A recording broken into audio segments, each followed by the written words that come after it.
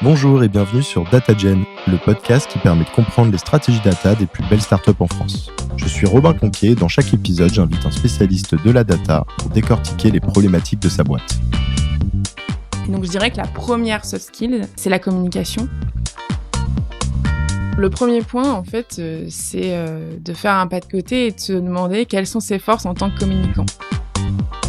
On a un exercice en coaching qui est assez puissant, qui s'appelle les positions de perception. Donc le nom parle assez bien de lui-même. Et c'est assez simple. Avant de débuter, j'ai un petit service à vous demander. Pour celles et ceux qui ne l'ont pas encore fait, ce serait génial si vous pouviez mettre 5 étoiles et un petit commentaire sur Apple Podcast. Il vous faut juste un Mac ou un iPhone. C'est ce qui m'aide le plus à faire connaître DataGen et donc à attirer des invités exceptionnels. Fin de la parenthèse, je vous souhaite un bon épisode. Aujourd'hui, je reçois Sophie, qui est une ex-collègue de chez Artefact et qui a maintenant lancé son cabinet sur la culture d'entreprise depuis environ 1 an et donc qui est spécialiste de la culture d'entreprise. Donc tu vas nous en dire un peu plus. Mais juste avant, je voulais préciser un peu l'objectif de cet épisode sur justement le développement des soft skills pour des profils data. En fait, j'ai vu remonter plusieurs fois lors des inscriptions à la communauté justement un peu cette requête, donc je pense de pas mal de membres de l'audience sur comment progresser sur ces soft skills. Et c'est vrai qu'au final, c'est un sujet qu'on aborde peu souvent finalement au sein de la communauté data et qui pourtant est vachement importante et de plus en plus parce que c'est un métier qui est de plus en plus transverse, qui demande à être au contact de plus en plus de clients internes comme on les appelle, mais voilà, d'équipes business diverses et variées, marketing, sales, etc. Donc je trouvais ça intéressant d'en faire un petit épisode. Hello Sophie, ça va ? Salut Robin, oui merci. Est-ce que pour commencer, tu peux te présenter s'il te plaît ? Oui, alors nous on s'est connus chez Artefact. Ensuite, je suis devenue coach professionnel. Et j'ai, comme tu l'as dit, depuis 1 an, créé mon cabinet qui s'appelle Nouvelle Vague, dont la spécialité, c'est de travailler sur le conseil en culture d'entreprise. Notre métier, c'est de décoder les comportements gagnants et les comportements à revoir en entreprise. On fait évoluer les mentalités, ce qui est un enjeu très actuel. De quelles soft skills ont besoin les profils data ? En fait, tu le disais, c'est un métier transverse. C'est lié aussi au management transverse. Donc, ces profils qui étaient anciennement plutôt techniques, un peu dans leur coin, qui ne vont pas forcément être dans une collaboration avec toute la chaîne de production, aujourd'hui, sont des métiers qui doivent faire face à d'autres chaînes qui ne sont pas forcément au courant de ce qu'ils font, de leur sujet, qui n'ont pas la même façon d'appréhender le quotidien et leur travail. Et donc, il faut qu'ils arrivent à communiquer ce qu'ils font, qu'ils arrivent à expliquer avec pédagogie. Et donc, je dirais que la première soft skill, c'est la communication. Et ce qu'on appelle aujourd'hui la communication assertive, c'est en fait de pouvoir défendre ses besoins, ses envies et ses limites auprès d'une équipe, tout en préservant la relation avec l'autre. Et en fait, la relation avec l'autre, c'est le centre de la collaboration efficace. C'est savoir expliquer une tâche à une personne tout en faisant attention à ce que ce soit compréhensible et tout en faisant attention à utiliser des mots que la personne puisse comprendre. C'est pour ça qu'on parle de pédagogie. T'as raison, c'est l'élément le plus important parce que du coup, je me mets à la place, tu vois, typiquement d'un data analyst, par exemple, qui doit expliquer à une équipe comment il a produit un tableau de bord ou une analyse qui repose quand même sur un sous-jacent technique, donc que ne va pas maîtriser justement ses différents interlocuteurs. Et en fait, il doit réussir à lui expliquer comment cette solution répond à son besoin, tout en essayant de lui vulgariser un petit peu les éléments techniques, mais sans forcément rentrer trop dans le détail. Et potentiellement faire face à des objections parce que la solution elle fait pas exactement ce qu'on voulait, etc. Mais en expliquant que peut-être il y a des limites techniques que l'autre ne maîtrise pas. Enfin, tu vois, c'est vite, tu peux vite tourner en rond et donc effectivement c'est important de bien communiquer ces éléments mais tout en restant, comme tu dis, assertif ou ferme et de pas se laisser marcher dessus par les autres équipes, quoi. Le plus aussi dans cette communication assertive, c'est qu'il faut se poser la question, quelle est ma place dans cette équipe ? De quoi les gens ont besoin ? Qu'est-ce que je peux apporter ? Et la personne en face de moi à qui j'explique ce que je fais, mon métier, la tâche que j'ai produite aujourd'hui, à quoi je réponds comme besoin ? Qu'est-ce que je peux faire pour faire en sorte que la personne puisse comprendre facilement ce que j'essaie de lui expliquer ? Comment tu recommanderais à un profil de s'y prendre pour progresser, notamment sur ces skills de communication assertive ? Alors, le premier point, en fait, c'est de faire un pas de côté et de se demander quelles sont ses forces en tant que communicant. Ça, c'est toujours un peu impressionnant de se poser ce genre de questions pour soi. Et puis, il faut savoir que les autres parlent beaucoup mieux de vous que vous-même. Donc, c'est peut-être de pouvoir poser la question autour de vous, en entreprise, d'être capable de recevoir des feedbacks de collaborateurs, de managers, et voire même dans la vie personnelle, parce que ce qui s'applique dans la vie personnelle peut aussi s'appliquer dans la vie professionnelle. C'est comprendre, est-ce que j'ai un contact facile? Est-ce que je suis quelqu'un qui sait écouter? Et donc de trouver cette force que vous pouvez avoir en tant que communicant et de travailler dessus pour la développer. Il s'agit pas de devenir une personne complètement différente du jour au lendemain, mais c'est juste de comprendre quel peut être un plus, quelle peut être une qualité à mettre en avant en tant que communicant. Et ça, c'est la première étape, se connaître. Juste, quels sont quelques exemples de force pour qu'on se rende compte? Parce qu'effectivement, quand on pense communication, on imagine souvent la personne hyper extravertie qui a des facilités de communication incroyables. Mais comme tu le dis, en fait, il y a plusieurs manières d'être bon communicant. Par exemple, vous posez la question en équipe. Quand vous êtes quelqu'un qui est plutôt pédagogique, vous arrivez à dérouler les étapes d'un projet avec pédagogie, vous vous rendez compte que c'est assez facile pour les autres de comprendre, ça peut être votre force. Vous pouvez avoir un contact facile, notamment le fait d'aller vers les autres ou d'aller vers des personnes d'autres départements. Ça peut être une force aussi. Le fait de savoir écouter, ce qui est assez rare aujourd'hui d'ailleurs, c'est vous ne donnez pas forcément votre avis tout de suite. Quand vous avez un brief, que ce soit du côté client ou que ce soit du côté interne, vous prenez le temps de comprendre quel est le besoin de cette personne en face de vous avant d'adapter votre réponse. Et ça, c'est une grande force, par exemple, l'écoute. Donc, c'est en fait de comprendre votre attitude, autant dans les questions que vous pouvez poser aux gens, que dans la façon dont vous réagissez au contact de l'autre. Et du coup, est-ce qu'on peut même l'imaginer de manière plus large? Du coup, j'ai réfléchi en même temps et se dire que au-delà de la communication orale, ça peut même englober d'autres canaux de communication, à savoir peut-être que la réponse, ça peut être, en fait, toi, tu fais des mails extrêmement chiadés, hyper clairs, et alors ça empêche qu'il faut quand même avoir des communications orales, mais peut-être qu'une de tes forces, c'est qu'après chaque meeting, on a un mail ultra quali parce que t'as une bonne plume, etc. Ou inversement, ça peut être quelqu'un qui adore faire des présentations sur slide et qui du coup va toujours arriver au meeting avec des présentations, mais sans faire de l'overkill, mais boum, ça va avoir un impact super, et typiquement, c'est peut-être le genre d'élément de réponse qu'on peut lui donner lorsqu'il va poser la question de quelles sont mes forces, quoi. Tout à fait. En fait, ce qui compte, c'est de comprendre qu'est-ce qui fait de vous un bon collaborateur, mais dans le sens collaboration.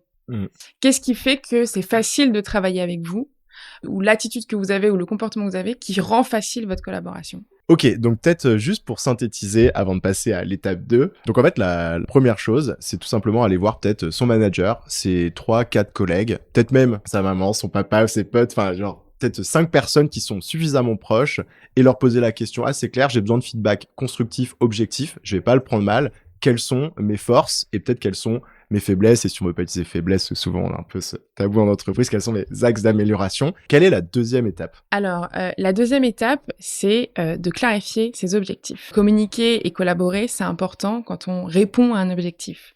À quoi ça sert de présenter ce que vous avez fait auprès d'une autre équipe? La finalité, quel est le résultat attendu, par exemple? Donc, si on est un peu plus concret, j'ai besoin de présenter à telle personne un dashboard. Et ma finalité, c'est que j'ai besoin que cette personne soit capable de se l'approprier pour le présenter elle-même à un client. La finalité, c'est que cette personne soit autonome sur cette tâche. Donc, il faut que votre communication soit construite de manière à rendre cette personne autonome. Là, par exemple, on ira chercher une communication qui est plutôt pédagogique. Donc, bien lister les étapes, faire en sorte que ce soit bien compris chez l'autre, pouvoir être capable d'écouter ses zones de frein et ce qui fait qu'elle ne comprend pas. C'est toujours en fonction du résultat. Qu'est-ce que je cherche à atteindre? C'est ça qui compte. Et en fonction de ça, on modifie son attitude. Par exemple, quelqu'un qui s'est déjà dit, tiens, je sens que j'ai des difficultés à me faire comprendre, à communiquer, il faut que je progresse sur ces sujets. Il peut déjà y avoir juste, là, à un moment T, se poser, faire une petite rétrospective et se dire, bon, dans mon environnement de travail, j'ai souvent besoin de réaliser tel type d'action, peut-être avec mon manager, tel type d'action avec mes collègues et tel type d'action avec d'autres équipes pour justement faire passer mes messages, etc. et pour exécuter finalement mon job. Et là, ça vaut le coup de se reposer et de se dire vraiment d'aller clarifier l'objectif et donc de s'en faire une petite fiche, presque un petit tableau avec ces différents éléments et de se rendre compte si en fait on a la bonne approche. Exactement. Autant quand vous rentrez en salle de réunion, la question c'est de se poser quel est l'objectif aujourd'hui, autant quand vous parlez à une personne, c'est exactement la même question. Qu'est-ce que je cherche à atteindre comme objectif? Chez cette personne. Chez cette personne Okay. ou avec cette personne. Quel est le résultat final attendu? Ok. Ce qui fait qu'on se ressente sur l'intention du message et pas la forme. Oui, c'est-à-dire que parfois, ça peut être plus important de s'assurer que la personne a compris le problème Tout à fait. plutôt que d'essayer de lui faire avaler les next steps à tout prix, alors peut-être qu'elle a pas compris le Exactement. problème à la base. Enfin, ça peut Exactement. être ce genre de confusion. En fait, dans la communication, parfois, il y a un peu d'ego dans la façon dont les messages sont présentés en entreprise. Et quand on se rapproche de l'intention, justement, on fait tomber cet ego. Parce que ce qui compte, c'est pas forcément, bon, elle comprend pas dès le premier coup, ça m'agace un peu parce que c'est pas comme ça que je fonctionne, mais c'est pas ce qu'on cherche à atteindre. Ce qu'on cherche à atteindre, c'est qu'elle comprenne pour être en autonomie, pour derrière pouvoir prendre le relais. Donc en fait, on ne s'agace pas. Ce qui compte, c'est de refocaliser son énergie pour faire en sorte que la personne comprenne. Pour synthétiser, l'étape 2, donc c'est bien définir l'objectif en fait final De cet échange. de cet échange et aussi finalement mieux connaître ses collaborateurs. C'est important de mieux connaître son interlocuteur. Il y a des exercices qui sont assez faciles qu'on peut faire seul pour préparer son entretien ou sa réunion avec ses collaborateurs. Il n'est pas dit que tout devienne inné du jour au lendemain. Quand on cherche à améliorer ou à préserver une relation, ça peut se travailler et ça peut se préparer. C'est notamment le sujet de l'étape 3, je crois. Exactement. On dirait que je connais les étapes à l'avance. Donc, est-ce que tu peux nous en dire plus ? Oui. Alors, sur le fait de mieux connaître son interlocuteur, c'est surtout de se mettre dans ses chaussures. C'est de comprendre, lui, dans quel monde professionnel il vit. Quels sont ses objectifs à lui, comment il interagit avec ses équipes, de quoi il a besoin. Et effectivement, quand bien même on connaît la personne que très peu, on n'a que très peu d'interactions avec cette personne, on a plein de capteurs qui font qu'on peut comprendre l'environnement de cette personne. Et ça, c'est un plus pour préserver la relation et aussi c'est un plus pour favoriser la collaboration. Mieux connaître cette personne, en se mettant dans ses chaussures, c'est comprendre quelles difficultés elle pourrait rencontrer à comprendre ce que l'on fait et de quoi elle a besoin. On a un exercice en coaching qui est assez puissant, qui s'appelle les positions de perception. Donc le nom parle assez bien de lui-même. Et c'est assez simple. L'exercice, c'est de se dire, quand je veux délivrer un message à une personne, je vais essayer de me préparer pour le délivrer au mieux, pour avoir un message qui soit efficace. Et donc ça rejoint le fait d'atteindre son objectif rapidement. Donc pour vous expliquer, on peut imaginer en fait avoir besoin de délivrer un message à une personne. Il va falloir visualiser le contexte dans lequel ça peut se produire. Donc, est-ce que c'est en salle de réunion ? Est-ce que c'est... peu importe, vous choisissez l'endroit, debout, assis, la date, le lieu, est-ce que c'est le matin, c'est le soir. D'être le plus proche possible de la réalité. Parce que c'est se projeter dans un événement du futur proche. Et vous visualisez la personne en face de vous. Ça paraît un peu bizarre, dit comme ça. Mais en fait, c'est pour vous mettre dans des conditions les plus complètes pour faire cet exercice. Et là, vous délivrez votre message, comme vous avez l'envie ou l'habitude de le faire. Et physiquement, vous prenez ensuite la place de la personne à qui vous avez délivré ce message. Et vous recevez votre message. Et vous vous posez la question, maintenant que je suis dans ces bottes, qu'est-ce que j'entends comme message ? Qu'est-ce que je comprends ? Et est-ce que ça me va ? Et c'est assez puissant de voir le fossé qui existe entre l'intention de l'émetteur et on va dire ce que reçoit vraiment, réellement votre récepteur. Et ça vous permet de comprendre qu'est-ce qui peut être amélioré dans ma façon de délivrer mon message. Est-ce que c'est, j'invente, ma façon de parler en elle-même, l'intonation de ma voix ? Est-ce que je suis trop nonchalant, trop agressif ? Est-ce que les mots utilisés sont trop compliqués ? Tu le disais, vulgariser ce que j'explique, qui peut évidemment faire peur quand on est sur un jargon trop technique. Est-ce que je ne pose pas assez de questions ? Est-ce que je n'ai pas bien compris sa volonté ? Et ensuite, d'essayer d'ajuster. Une fois qu'on est en conscience et connaissance de ça, on ajuste notre message. Et c'est à faire autant que nécessaire, en fait, pour se réaligner le plus possible. Une communication assertive, c'est une communication qui est équilibrée entre nos besoins et ceux de nos interlocuteurs. Et surtout, ce qui est assez fort dans cet exercice, c'est que, effectivement, quand on le fait avec une personne avec qui on travaille de manière assez quotidienne, enfin régulièrement en tout cas, il y a ce principe de réciprocité. Quand vous faites attention au monde de l'autre, à ce qu'il comprend ou ce qu'il ne comprend pas, et à faciliter sa compréhension, c'est assez magique en fait. En face, les gens font pareil.